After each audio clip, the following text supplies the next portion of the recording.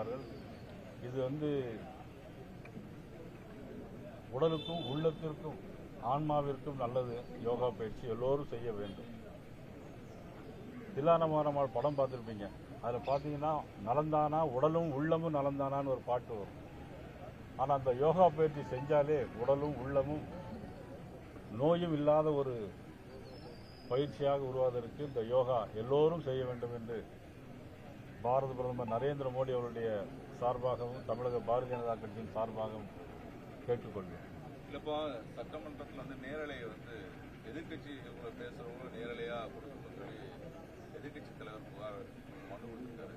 கடந்த காலங்களில் எப்படி இருந்தது நீங்க சட்டமன்றத்தில்? இதனால இப்ப புதிதாக ஏன்னா இவங்க வெளிப்படையான தன்மையாக எங்களோட சட்டசபை நடைபெறும் சொல்லி ஏற்கனவே தெரிவிச்சிருந்தாங்க. ஆனா இப்போ குறிப்பாக அது மாதிரி இல்லைன்னு ரொம்ப வருத்தமான செய்தி. உங்க கேள்வியே ரொம்ப வருத்தமா இருக்கு. எப்படின்னு கேட்டீங்கன்னா, தேர்தலுக்கு முன்னால ஒன்னு சொன்னாரு, ஒன்னு சொல்லல, நிறைய சொன்னார். ஆனா தேர்தலுக்கு பிறகு எதுவுமே நடைமுறைக்கு வரல.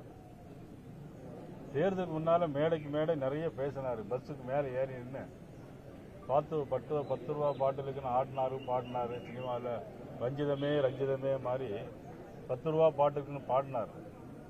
தேர்தல் அறிக்கையில் நிறைய சொன்னார். பெண்களுக்கு 2500 ரூபா தருவோம் அப்படின்னு சொன்னாரு.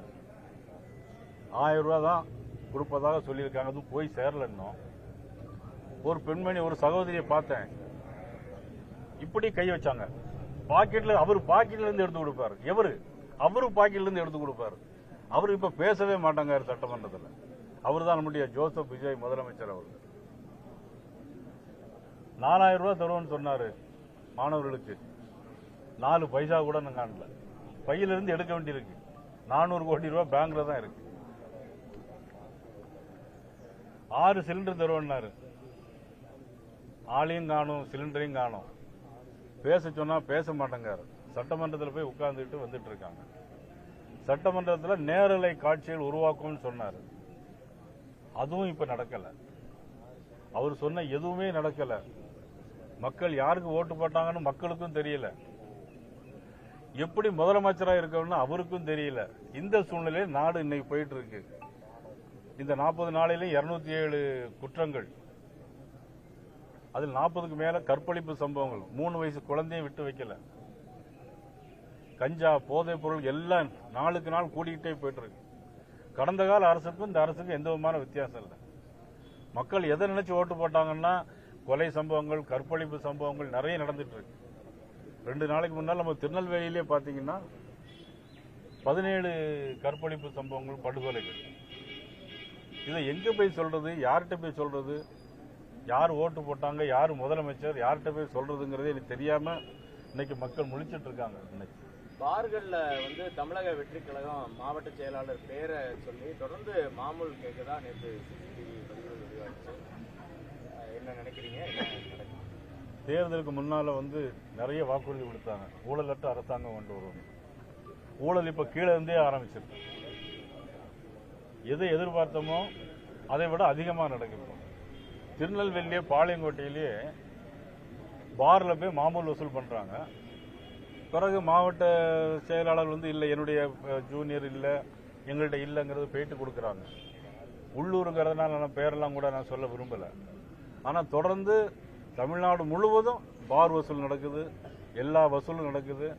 தொடர்ந்து அமைச்சர்கள் எதை எப்படி செய்யலாம், எப்படி அடிக்கலாங்கிற திட்டத்தில் இருந்துட்டு இருக்காங்க. கல்வி அமைச்சர் ராஜ்மோகன் சொல்லும் போது தொடர்ந்து நாங்கள் நடவடிக்கை எடுத்துட்டு வரோம்.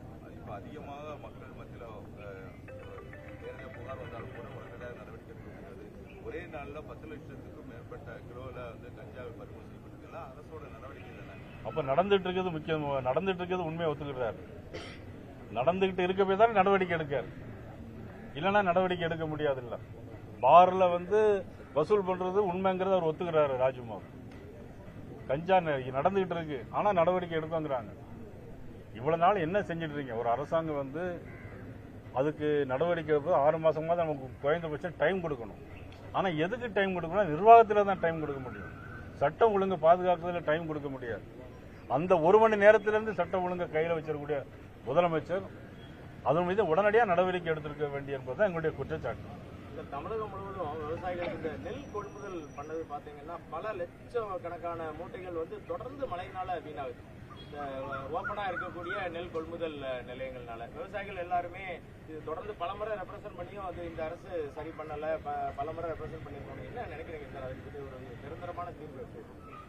அதாவது சம்பந்தப்பட்ட அமைச்சருக்கு அது தெரியுமா, இல்ல எல்லா துறையும் முக்கியமான துறை கையில் வச்சக்கூடிய முதலமைச்சருக்கு அது தெரியுமா? அது தெரியாது. இது வந்து யாரிடம் போய் சொல்றதுங்கிறே தெரியாது. அதிகாரிகள் சீஃப் செக்ரட்டரியில இருந்து யார்கிட்ட போய் சொன்னாலும் கூட சீஃப் செக்ரட்டரி முதலமைச்சர்கிட்ட சொல்லணும். முதலமைச்சர் கேட்கிறாரா? தெரியாது. அதை பத்தி பேட்டி கொடுக்காங்களா? அதுவும் தெரியாது. இந்த தமிழ்நாட்டில் என்ன நடக்கிறதுங்கிறதே இப்ப புரியாத ஒரு சூழ்நிலையில போயிட்டு ஒரே ஒரு விஷயம் மட்டும் நடக்குது. ஒவ்வொரு கட்சியிலிருந்து விலைக்கு வாங்கிட்டு இருக்காங்க. குதிரை பேரம் நடந்துகிட்டே இருக்கு. ஆட்சிக்கு வருவதற்கு முன்பு இருந்து முதலமைச்சராகிறதுக்கு ஒரு குதிரை பேரம், அதனை தொடர்ந்து இப்பொழுது குதிரை பேரம் நடந்துகிட்டே. பனையூர்ல பேசியிருக்காரு கட்சி அலுவலகத்துல பேசும்போது, அதிமுகவும் தவேக தொண்டர்களும் ஒரே நோக்கோட பயணிக்கிறாங்க. அதனால தவேக தொண்டர்கள் அதிமுக இணைந்து செயல்படணும், அதுதான் விஜயனுடைய விருப்பமாகவும் இருக்கிறது. எப்படி அதிமுக அழிக்கிற முயற்சின்னு பார்க்கணுமா, இல்ல கூட்டணிக்கு அழைக்கிறதா பார்க்கணுமா? கட்சியில் இருக்கவங்கள முதல்ல கூட்டுக்கிட்டு போற பின்னாடி கட்சியையும் அழைக்கிறதா பார்க்கணும். இதுக்கு பேர் கூட்டணியா? இது கூட்டு பிணி. இது கூட்டணி இல்ல, இது கூட்டு பிணி. இது சொல்றதுனா வேற மாதிரி கூட நீங்க கேட்டிருக்கலாம். ஆனா வந்து எப்படின்னா, அப்படின்னா அண்ணன் இபிஎஸ் அழைச்சிருக்கிறாரா விஜய், திரு ஜோசப் விஜய், அது கூட்டணிக்கு சொல்லலாம். அது தேர்தலுக்கு முன்னால கூட்டணி, தேர்தலுக்கு பின்னால் அது கூட்டணியா இருக்க முடியுமா? இது வந்து அவங்க ஆளுங்கட்சிங்கிற தைரியத்துல நாம் எதையும் செய்ய முடியும் அப்படிங்கிற தைரியத்துல செஞ்சிட்டு இருக்கிறாங்க. எந்த கட்சியும் 99% வெற்றி பெற்றதில்லை. அதிமுக தவேக தொண்டர்கள் இணைந்து செயல்பட்டால் 99% வெற்றி பெற முடியும் அப்படின்னு. அப்படி இல்லை. போன தடவை திமுக தனித்து ஆட்சி வந்தது. அதுக்கு முன்னால் அண்ணா திமுக தனித்து ஆட்சி வந்தாங்க. புரட்சித் தலைவர் எம்ஜிஆர் இருக்கிற வரைக்கும் தனித்து தான் 100% வெற்றி பெற்று தான் ஆட்சி அமைச்சாங்க. அப்புறம் அம்மா வந்து 100% ஆட்சி அமைச்சாங்க. ஆனால் 2006 2011 வரைக்கும் திமுக ஒரு மைனாரிட்டி அரசாங்கம் இருந்தது. அதே மைனாரிட்டி அரசாங்கமா இது வந்து அது மெஜாரிட்டியா நிர்வகிக்கணுங்கிறதுக்காக இன்னைக்கு அவங்க வர்றாங்க. பதவி ஏற்பு நாள்ல முதல்வர் ஜோசப் விஜய் பவர் சென்டர்லாம் ஒண்ணும் கிடையாது, ஒரே ஒரு சென்டர் தான் அப்படின்னாரு. தமிழ்நாட்டுல இப்ப நடக்கக்கூடிய விஷயங்கள் நீங்க சொன்ன மாதிரி ஒரு தொடர்பு இல்லாத விஷயங்கள் யார்கிட்ட சொல்றது அப்படிங்கறது தெரியாம இருக்கக்கூடிய நிலையில எப்படி நினைக்கிறீங்க சார்? பல பவர் சென்டர் உருவாயிருக்குதா நினைக்கிறீங்க? எப்படி பாக்குறீங்க? இல்ல, மிகப்பெரிய பவர் சென்டர் ஆதவ அர்ஜுன். அவர் ஆதவ அர்ஜுன் சீஃப் செக்ரட்டரி சொல்றாரு. ஆதவ அர்ஜுனுடைய ஆட்கள் தான் எல்லா அமைச்சரோடையும் இருக்கிறாங்க. அவர் சொன்னாதான் கையெழுத்தே போடுறாங்க. அதுதானே பெரிய பவர் சென்டர். அது மட்டுமல்ல, ஐஏஎஸ் அதிகாரிகளுக்கு ஒரு செல்போன் ஒருத்தர் கொண்டு கொடுக்காரு. யார் பேசுறாங்கன்னு தெரியாது, செய்யுங்க அப்படிங்கிறாங்க. ஐஏஎஸ் அதிகாரி யாரு பேசுறது என்ன செய்யறதுன்னு தெரிய முடியல. இது பவர் சென்டர். நாளைக்கு திரு ஜோசப் விஜய்க்கு அடுத்தால திரு ஆதவ அர்ஜுனே பெரிய இடத்துக்கு வரலாம். நிர்வாகம் தெரியலையா விஜய்க்கு? நிர்வாகம் தெரியாம 100க்கு 100 நிர்வாகம் தெரியாத வாய் திறந்து பேச வேண்டியதான். நான் சரியா பண்ணிட்டு இருக்கேன். இப்ப இன்னைக்கு பார்ல வசூல் பண்றாங்க, கட்ட பஞ்சாயத்து வசூல். விவசாயிகளுக்கு இன்னைக்கு நெல் கொள்முதல் பண்ணல, கஞ்சா பிடிபட்டு இருக்காங்க, கற்பழிப்பு சம்பவம் நடந்துட்டு இருக்கு. திருநெல்வேலியே 17 சம்பவம் நடக்கு. அப்ப நிர்வாகம் எப்படி இருக்கு? இதான் நிர்வாகம் சரியில்லை சார். நாடு முழுவதும் இன்னைக்கு நீட் எக்ஸாம் நடக்கக்கூடிய முறையில் வந்து நேற்று சுகாதாரத்துறை அமைச்சர் பிறந்தாருக்கு பேட்டி கொடுத்திருக்காரு. நீட் எக்ஸாம் வந்து மாநில கொள்கைக்கு எதிராக இருக்குது அப்படின்ற மாதிரி சொல்லியிருக்காரு. நீட் எக்ஸாம் வேண்டான்றதான் தமிழ் அரசு நிலைப்பாடுன்ற மாதிரி பேட்டி கொடுத்திருக்காரு. மாநில கொள்கைன்னா இந்த கட்சி இது வரைக்கும் ஆரம்பிச்சு எங்களுடைய கொள்கை எதுன்னு என்னைக்காவது அறிவிச்சிருக்காங்களா? இந்த கட்சிக்கு என்ன கொள்கைகள், கட்சி ஆரம்பிச்சாங்க என்ன கொள்கைகள் முதல்ல அறிவிச்சிருந்தாங்கன்னா கட்சிக்கு கொள்கைகள் இருந்து நீட் இருந்து தெரியும்.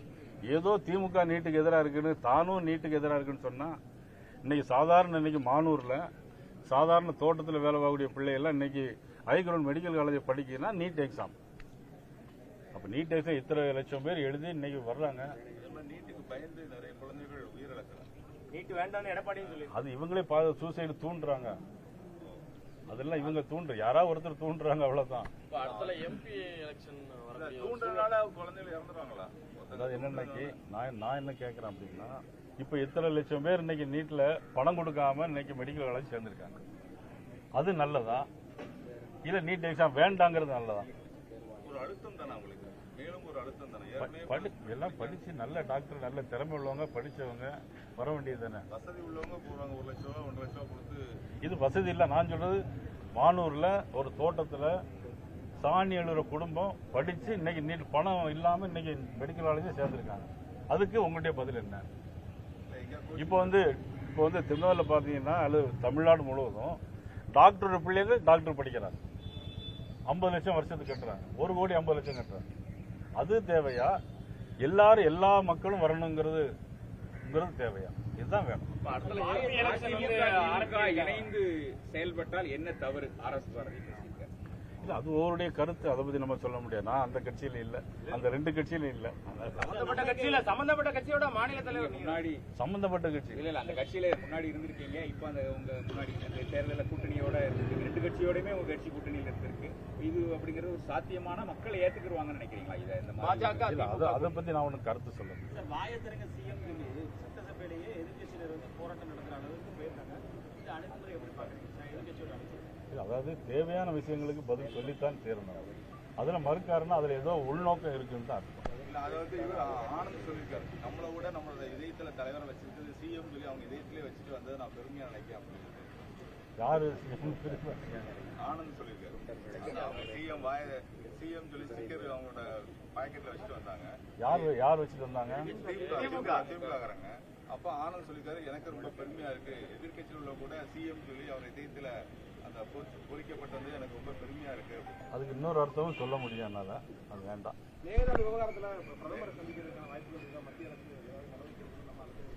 இதில் நடவடிக்கை எடுக்க முடியாது. நிர்வாகம் சரியில்லைங்கன்னு சொல்ல முடியும், அவ்வளவுதான். நிச்சயமா மேகதாது பிரச்சனையில அணை கட்ட விடாங்க. தமிழக பாரதிய ஜனதா கட்சி உறுதியாக இருக்கு. பிஜேபி கையில தானே இருக்கு. மேகதாது அணைக்கு வண்ணத்து பூச்சி, அழகான வண்ணத்து பூச்சி பிஜேபி கையில. எப்படி காவிரிக்கு ஒரு தீர்ப்பாயம் மத்திய அரசு எப்படி தமிழகத்துக்கு நன்மை கொடுத்ததோ அதே போல மேகதாது பிரச்சனையிலும் நிச்சயம்